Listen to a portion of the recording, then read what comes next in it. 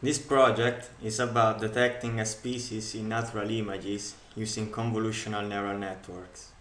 Many animal species are threatened to extinct, and in particular great apes, discussed in this project, are of unique interest because they share most of the DNA with human beings.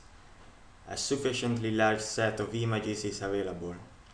The task consists in classify and detect great apes with full body detection.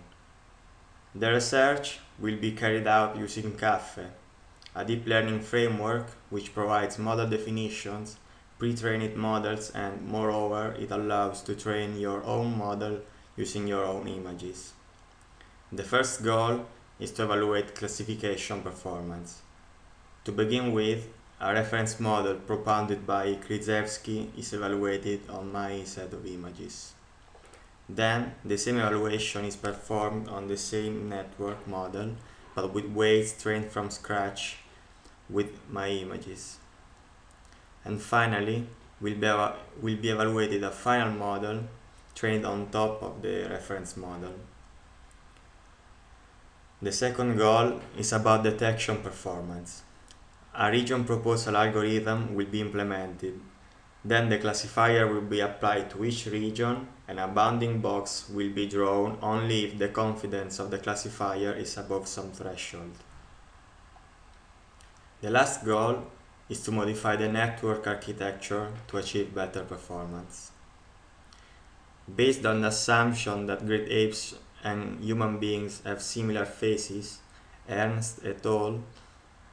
Proposed a system based on face detection, which achieves classification rates up to 97% under ideal conditions.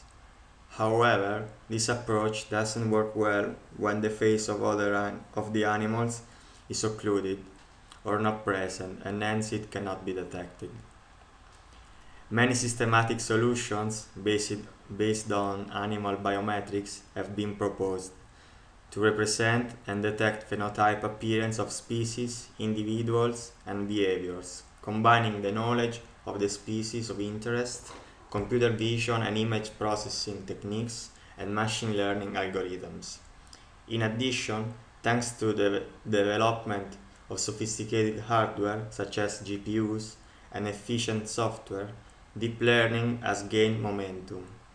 While traditional machine learning uses handwritten feature extraction, deep learning learns feature detectors without using handcrafted ones. This application could be embedded in a device and then attached to a drone which could fly above the scene and send information just when the object of interest is detected. Aware of the fact that the application will run on low-power devices, the application must find a trade-off between accuracy, memory usage, and time complexity.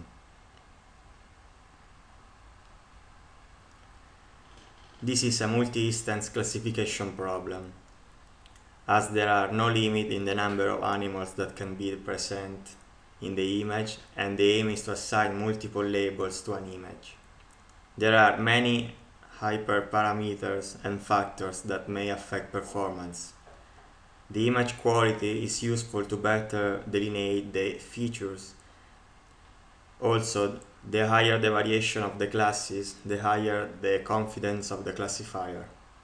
And the features must be unique enough to characterize the objects, clearly exposed and constant over time. Moreover, occlusion and lighting conditions may affect the performance. Regarding training, the smaller the batch size, which is the number of images propagated through the network at one pass, the faster the training will be. On the other hand, a bigger batch size gives a better estimate of the gradient. The learning rate is key for the convergence of the loss function.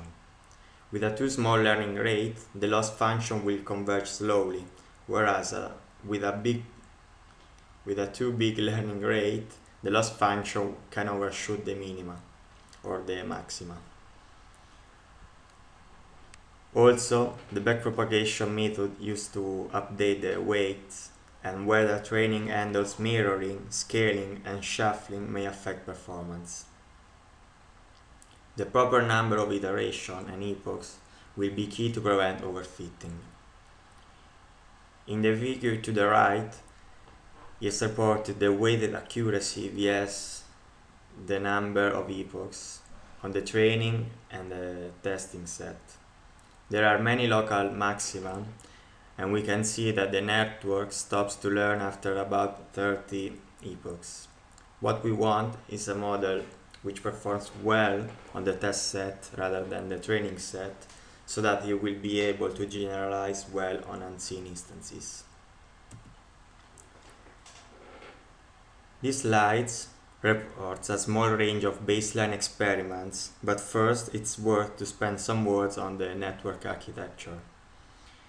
It's formed by one input layer which takes an image and its label.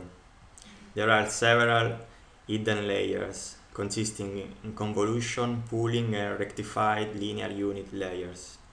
The output layer changes depending on the modality. During training, it outputs loss. During testing, it outputs accuracy and loss.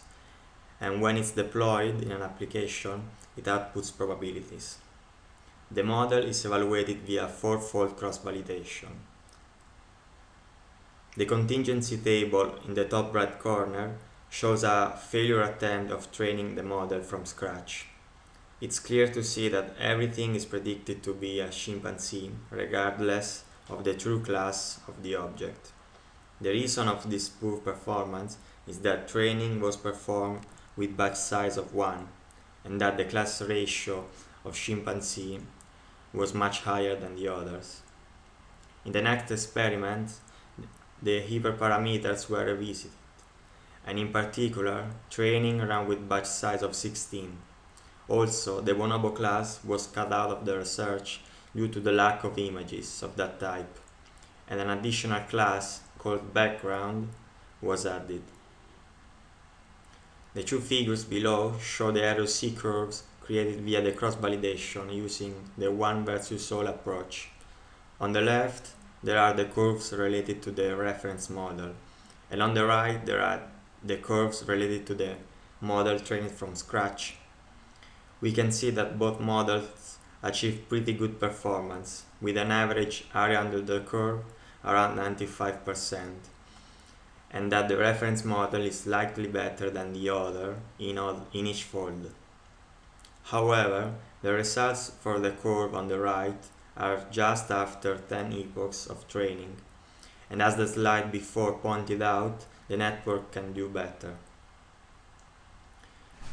On the other hand, as the images captured are different images of the same animals, the system could have overfit the training set. Therefore, an additional validation set will be needed to better evaluate the performance. Thanks for watching.